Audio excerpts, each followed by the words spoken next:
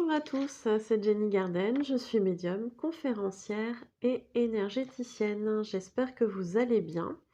Alors, aujourd'hui, je vais commencer déjà d'une par vous remercier parce que j'ai ouvert il y a quelque temps une cagnotte sur PayPal où je vous explique que je mets en place cette cagnotte pour améliorer notamment les vidéos, mais aussi mettre en place des projets professionnels. Et je suis heureuse de vous remercier aujourd'hui parce que grâce à vous, j'ai pu acheter un petit micro-cravate. Voilà. Et j'espère qu'au niveau du son, c'est beaucoup mieux qu'avant. En tout cas, je l'ai testé, je vois une différence quand je fais sans et quand je fais avec. Donc j'espère que sur YouTube, vous remarquerez la différence. En tout cas, pour ceux qui ont participé à cette cagnotte, je vous remercie de tout ça. Et puis, pour vous informer, le prochain achat, ça sera certainement un trépied avec un nano LED, parce que c'est vrai qu'au niveau de la lumière, c'est pas toujours évident. De mon côté, par rapport à la disposition de la pièce, de l'éclairage, etc., c'est pas toujours simple d'avoir une belle lumière. Donc, ça sera le prochain achat, mais j'attends encore un petit peu du coup. Dans tous les cas, merci, merci, merci. Alors, vidéo aujourd'hui sur les dragons. Chose promise, chose due depuis déjà un petit temps. Merci pour votre patience. J'espère que cette vidéo correspondra à vos attentes, parce qu'en plus c'est vrai que vous l'attendez depuis un petit bout. Donc voilà, je vais vous parler des dragons aujourd'hui, avec une petite surprise à la fin. Voilà, vous me direz en commentaire si vous appréciez ou pas cette vidéo. Si vous avez des questions, vous pouvez me les faire passer bien évidemment hein, sur YouTube, dans les commentaires, par mail, par Facebook, les réseaux sociaux, Instagram et Telegram, il n'y a aucun souci là-dessus, je vous répondrai. Éventuellement, ça fera l'objet peut-être d'une seconde vidéo sur les dragons un petit peu plus poussée. Pourquoi pas. Alors, les dragons. Déjà d'une, je vais vous parler des différences entre comment on représente les dragons dans l'Occident et en Orient. Enfin, quand je parle d'Orient, c'est surtout en Asie. Donc en Europe, on a tendance à voir les dragons comme des créatures souvent ailées, qui crachent du feu et qui sont plutôt malveillantes, maléfiques, puisque souvent, je vous le rappelle, hein, dans les contes de fées, souvent ces dragons enlèvent les princesses, les gentilles princesses. C'est pas bien. Voilà. Et puis ils empêchent le prince d'aller chercher leur princesse, d'aller la délivrer, etc. Enfin, c'est terrible. Voilà. Méchant dragon. Bouh, pas bien. Donc, on est plutôt sur une image maléfique du dragon, voilà, qui va enlever, qui va être un kidnappeur, qui va cracher du feu, qui va empêcher l'amour de triompher, puisque c'est son souhait, hein, il veut pas que le prince aille rejoindre la princesse, mais grossièrement parlant, il est malveillant en Europe. En Asie, on va avoir plutôt, déjà d'une au niveau de la représentation physique du dragon, déjà souvent il n'y a pas d'ailes. Au niveau des dragons, enfin souvent, non, ils n'ont pas d'ailes. Au niveau des dragons asiatiques, ils n'ont pas d'ailes. Ils ont plutôt l'apparence comment on pourrait dire ça, peut-être d'un gros serpent, c'est ce qui se rapproche un petit peu.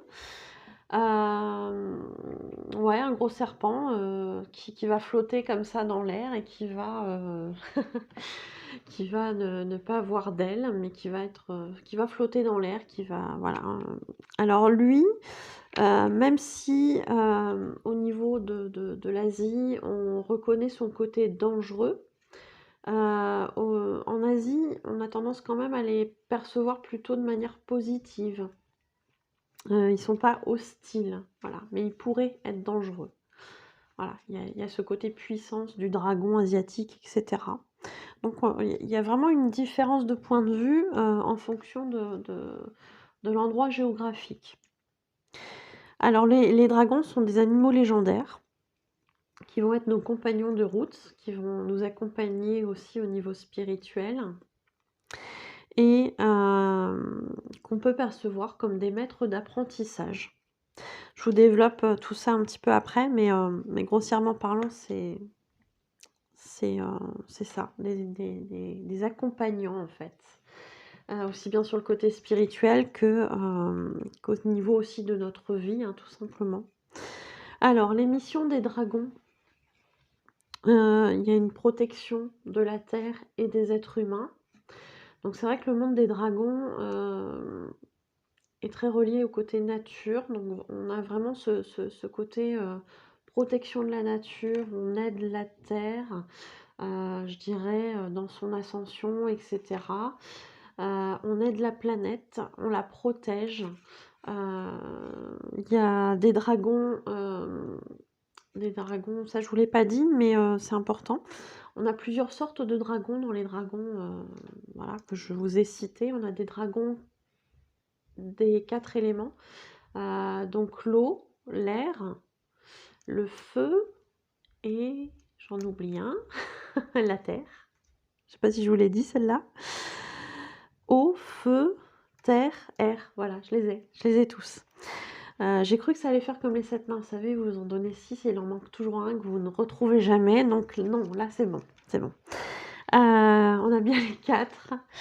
Donc on a des dragons, pour vraiment, chaque élément. Heu et et au niveau de ces éléments, les dragons vont, assurer la protection, de la terre, mais pas que de la terre puisqu'ils aident aussi à la protection des êtres humains. Ils sont là aussi pour nous apprendre à nous reconnecter à la sagesse. On peut les appeler aussi pour la guérison. Donc je pense à tous les énergéticiens par exemple. Si vous êtes ouvert, au monde des dragons, bah, pourquoi pas, non seulement demander aux anges, pour la protection, pour la guérison, bah, pourquoi pas faire aussi appel aux dragons. Voilà. Voyez si ça vous appelle ou pas. Je parle d'énergéticiens, mais ça peut être toutes sortes d'autres, thérapeutes, hein, on est bien d'accord, hein. Les dragons sont aussi là pour nous rappeler qui on est, pour nous apprendre à nous reconnecter à des aspects oubliés de nous. Alors quand je parle aussi, je parlais tout à l'heure de la protection des êtres humains, on a le côté physique, mais ils interviennent aussi beaucoup dans l'astral. C'est-à-dire que l'être humain qui va être endormi, au niveau du corps physique va, se balader dans l'astral, au niveau, bah, énergétique, au niveau de son corps astral, voilà, il va se balader,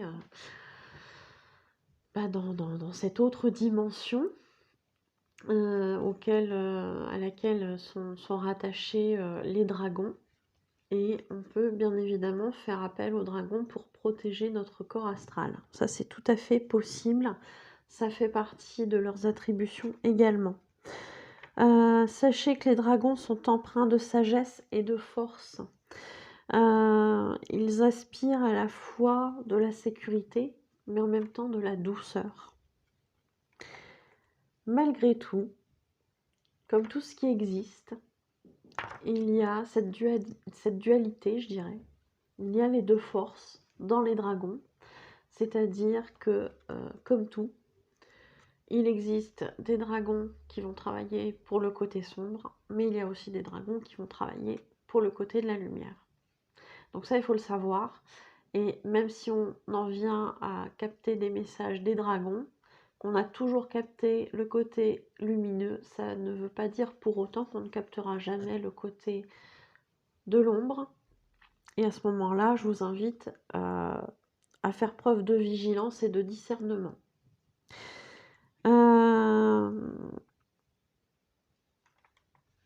Donc là-dessus, j'ai fait une vidéo, je vais vous la mettre en haut à droite avec le petit i, sur justement les conseils que je peux donner pour discerner s'il y a justement du positif ou du négatif dans les messages et voir à quel côté on a affaire en fait. Donc ça, je vous le mettrai en haut à droite de la vidéo.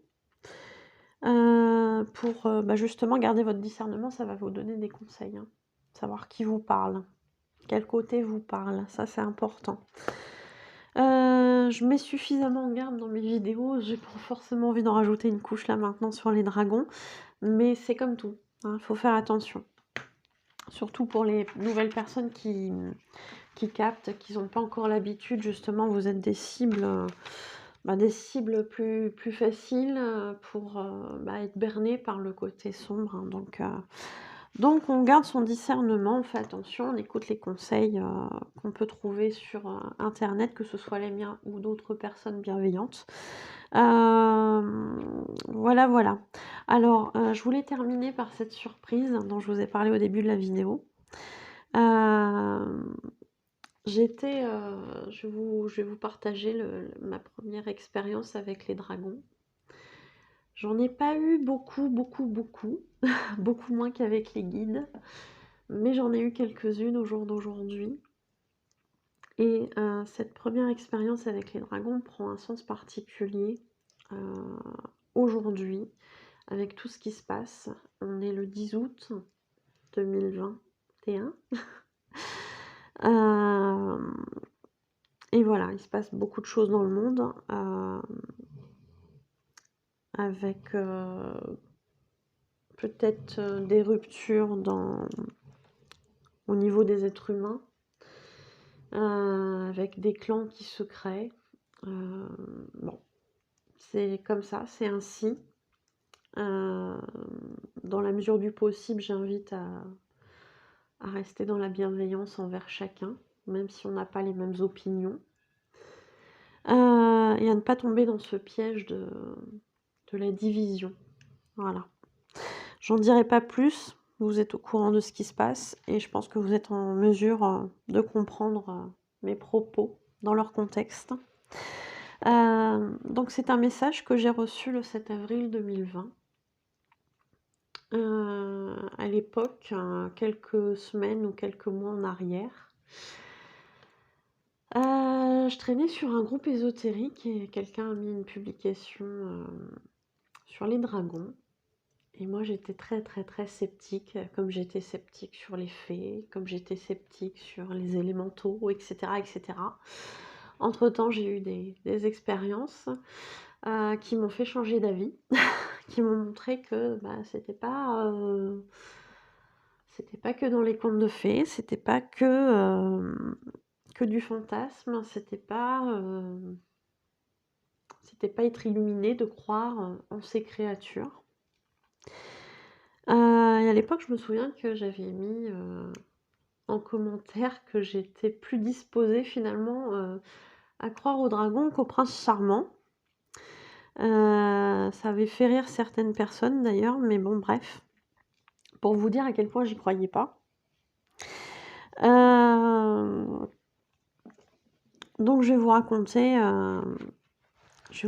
ma première expérience du coup avec les dragons. J'ai pris des notes parce que quand il m'arrive des choses comme ça, je les prends en note sur un carnet. Et je vais vous lire. Je vais vous lire tout ça. Je ferai peut-être des commentaires éventuellement si ça s'y prête. Alors, ça commence par « Merci aux dragons pour cette belle aventure ». Toujours remercier quand on a des expériences comme ça. Sur fond de musique amérindienne, j'ai fait une brève méditation. J'ai vu arriver un dragon qui me souhaitait la bienvenue dans l'antre des dragons. Il me fait comme une sorte de visite. Alors là, je vous mets un premier commentaire par rapport à ça, parce que les dragons, ou peu importe les créatures que vous rencontrerez peut-être lors de méditation, ou dans des rêves, ou dans un autre contexte, bref, sachez qu'ils se présentent toujours à vous sous la forme la plus adéquate. Je m'explique. Avec cette phrase que j'ai eue avant de commencer à vous lire mon expérience avec les dragons, Heu, vous pouvez comprendre que j'y crois pas à l'époque, aux dragons. J'y crois pas du tout. En tout cas, je crois pas en leur existence, dans notre monde. Et je dirais même que s'ils s'étaient présentés sous une forme, sous sa vraie forme, tout simplement, je pense que j'aurais, certainement eu les pétoches et j'aurais peut-être pas été réceptive, comme j'ai pu l'être, avec ce message. Donc en fait, ce dragon s'est présenté, un petit peu, comme un dragon de dessin animé, sous la forme d'un dragon de dessin animé, avec une voix de personnage de dessin animé. Donc c'était très surprenant, mais en même temps, ça enlevait beaucoup de lourdeur à cette peur potentielle que j'aurais pu avoir. Donc ça allégeait beaucoup, cette situation. C'était vraiment fait pour que je puisse me sentir à l'aise, en fait. Ce qui n'est pas forcément le cas de toutes les premières rencontres avec les dragons, parce que à l'époque, une personne m'avait raconté son expérience et elle avait eu peur. Donc, on nous envoie ce qu'on est prêt à voir à ce moment-là. Et puis petit à petit, avec la confiance, ils se montrent sous leur vrai jour, sur leur vraie apparence. Et c'est comme ça, au fil du temps, que se construit cette relation avec les dragons. Je reprends. Donc j'arrive dans l'antre des dragons. Je me sens comme une privilégiée. Certains dragons, des calmes, qui s'affairaient comme des humains. Alors j'ai mis ça parce que j'avais vraiment cette notion qu'ils avaient tous un petit peu comme un rôle à jouer, des fonctions à faire, des tâches à faire ou des spécialités dans certaines choses. Donc c'est dans ce sens-là que je dis qu'ils s'affairaient un petit peu comme des humains. J'ai même vu une femelle qui s'occupait de son petit. Et là, j'ai trouvé ça super beau. Un autre, au loin, mais finalement, il était très très grand, ce dragon. Même s'il était loin, il était très très grand. J'étais comme dans une caverne finalement, et je voyais un trou dans cette caverne, et je voyais un œil énorme, quoi. Donc donc il n'était pas si loin que ça, mais si vous voulez, dans la vision, il était loin, mais je le voyais bien quand même puisqu'il était grand. Donc voilà, j'ai du mal à m'expliquer, mais je pense que vous comprenez ce que je veux dire. Donc au loin, un dragon en mode pas accueillant qui me regarde comme ça, puis qui finit par cracher du feu pour, je pense, me faire comprendre que j'étais pas censée être là, en tout cas que ça lui plaisait pas. Mais bon, c'est pas lui qui avait décidé, donc je pense qu'il tentait un petit peu de m'intimider. Mais je me sentais pas menacée parce que j'avais l'autre dragon qui était là qui me montrait, qui m'avait invitée à venir quand même, donc voilà.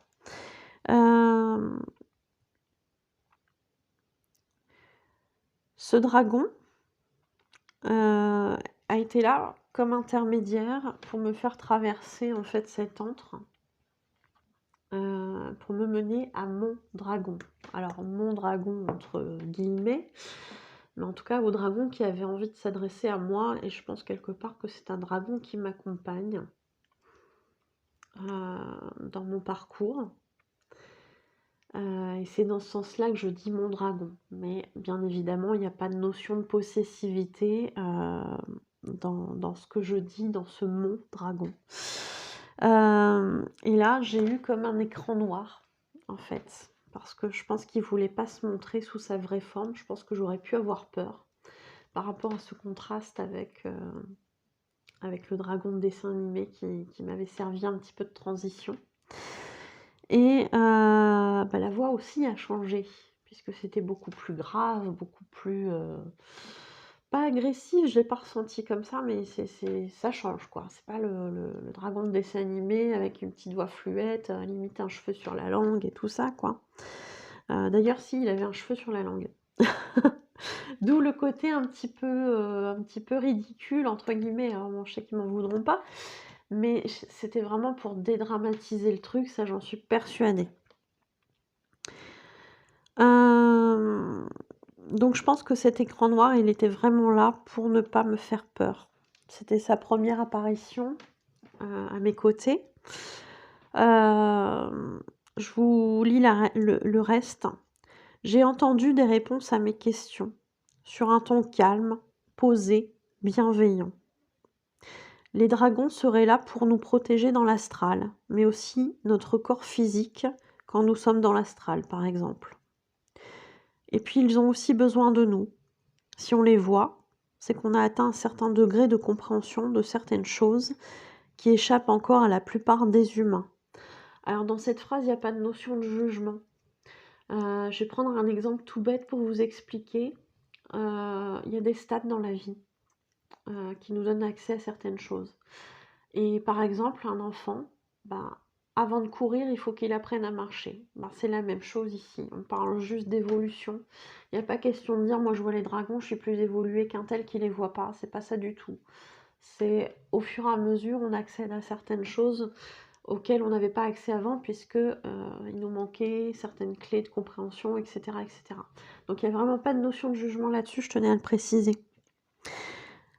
Et donc, on est en capacité de comprendre plus de choses au niveau énergétique, par rapport à l'impact, par exemple. L'importance de l'impact de nos actions et celle de nos pensées. L'influence de l'énergétique. On les aiderait dans leurs actions pour protéger la nature, pour protéger la terre.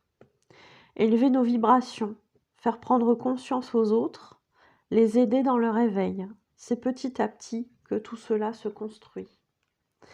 Donc en élevant nos vibrations, en fait, on arrive à rayonner une certaine énergie beaucoup plus positive que ce qu'on retrouve dans notre monde en 3D. Et finalement, on permet une certaine forme de réveil, d'éveil envers ce monde qui existe, mais qui est invisible à leurs yeux, pour certains même inconcevable, comme ce que je vous disais au tout début de la vidéo me concernant. Mon dragon me dit que je ne suis pas assez patiente. Et là, je rajoute entre parenthèses, et bim, dans ma tronche de bélier impatient, parce qu'effectivement, j'avais énormément besoin de connaissances à ce moment-là. J'étais très, très, très impatiente de savoir plein de choses, que plein de choses m'arrivent, etc. Et donc, il me dit ça. Je ne suis pas assez impatiente. Comme beaucoup d'humains, que l'on veut toujours aller plus vite, qu'on ne profite pas assez, surtout du moment présent, qu'on doit s'ouvrir les uns aux autres, être sincère et pur dans notre communication, sans peur que l'autre nous blesse, que c'est la clé. Et là, il est parti, parce que son message était terminé. Cette phrase, que l'on doit s'ouvrir les uns aux autres, que l'on doit être sincère et pur dans notre communication, sans peur que l'autre nous blesse, c'est ça la clé, effectivement. L'être humain est toujours dans la peur que le passé souffrant se répète à lui, toujours dans l'anticipation d'un futur qui va le faire souffrir. C'est humain, hein, c'est humain, mais le message de ce dragon, finalement, c'est que l'idéal, ça serait de se libérer de toutes ces peurs et d'être dans le présent, dans l'instant présent, le plus possible. De ne pas forcément penser au passé, à ce qui nous a fait du mal, de ne pas agir en fonction de ça, d'être aussi dans l'acceptation de certaines choses, de ne pas être dans la peur de perdre l'autre et du coup de peut-être subir certaines choses. Et et d'être sincère dans notre communication sans peur en fait, que l'autre nous blesse. Bah, ça ouvre en fait à une communication authentique et de la façon dont je perçois son message, c'est qu'à partir du moment où on est authentique avec la personne, où on lui explique qu'en tant qu'être humain, on a des peurs, peut-être des peurs de souffrir, et cetera, et bien, à partir de là, c'est très, très rare que la personne d'en face, elle va se dire volontairement: «Bah, je vais appuyer sur sa peur et je vais le faire souffrir, je vais le faire souffrir ou la faire souffrir». Il y a très, très peu de gens comme ça. Ça existe malheureusement, hein, des personnes qui aiment faire souffrir les gens. Ça existe, il y a notamment les pervers narcissiques qui sont comme ça, mais il n'y a pas que ça. Il y a des sadiques aussi, ça existe aussi. Mais ça reste, je dirais, des exceptions. À partir du moment où on ouvre son cœur à quelqu'un et on lui explique nos comportements, nos peurs, cette personne va les accueillir et va tâcher de manière générale de ne pas être dans un comportement qui puisse réveiller cette peur. Donc elle va agir de sorte, je dirais, de ne pas vous blesser. Après, ça n'empêche pas que involontairement, elle peut appuyer sur des boutons qui vont réveiller des blessures et qui vont vous faire mal. C'est possible, mais normalement, elle est quand même dans une communication, elle aussi, où elle va s'ouvrir à vous et vous allez pouvoir être dans une communication authentique. Et c'est comme ça qu'on évolue de la meilleure façon. C'est comme ça que on se débarrasse aussi de ses peurs, en les affrontant, en n'ayant pas peur de les nommer, d'en faire part. Ça leur donne beaucoup moins de pouvoir. Et je crois que c'est ça son message, de se reconnecter les uns aux autres en oubliant nos peurs, ou en tout cas en faisant part, pour que les autres puissent aussi à leur tour s'ouvrir à nous et d'être dans une communication authentique qui va nous faire évoluer de manière positive. Voilà. Voilà en gros ce que j'avais à dire sur les dragons. J'ai conscience qu'il y a probablement encore beaucoup de choses à dire sur les dragons, mais je vais m'arrêter là. Si vous avez des questions, n'hésitez pas à me les faire passer par Facebook, par Instagram, Telegram, par email, par commentaire sous la chaîne YouTube. Et en parlant de tout ça, effectivement, n'hésitez pas à me montrer l'intérêt que vous avez par rapport à mes vidéos, en les likant, en les partageant, en mettant des commentaires. N'hésitez pas à vous abonner à la chaîne également, c'est gratuit. Et en ce sens-là, c'est aussi pour ça que j'ai fait ma chaîne, ma cagnotte sur PayPal. Voilà, je vous partage du contenu gratuit et en ce sens-là, voilà, si le cœur vous en dit de participer à cette cagnotte pour que je puisse améliorer la qualité de mes vidéos, ça sera avec un grand plaisir. Je vous remercie beaucoup. Et puis, pour tous ceux qui sont intéressés pour une voyance, une guidance, un soin énergétique, une libération des blocages karmiques, une interprétation des rêves, un contact défunt, un message des guides spirituels et plein d'autres choses qui sont détaillées sur ma page professionnelle Facebook Jenny Garden, médium conférencière, dans l'onglet service. Et bien pour tous ceux-là qui souhaitent un rendez-vous, vous trouverez mes coordonnées à la fin de la vidéo. Donc n'hésitez pas à vous en servir. J'ai l'impression d'oublier quelque chose. Mais bon, non, je pense que c'est tout. Si la petite clochette, quand je vous ai parlé de vous abonner à la chaîne, appuyez aussi sur la clochette, ça vous permet d'être prévenu des nouvelles vidéos. Voilà, comme ça vous recevez des notifications. Écoutez, je vous remercie de m'avoir écouté.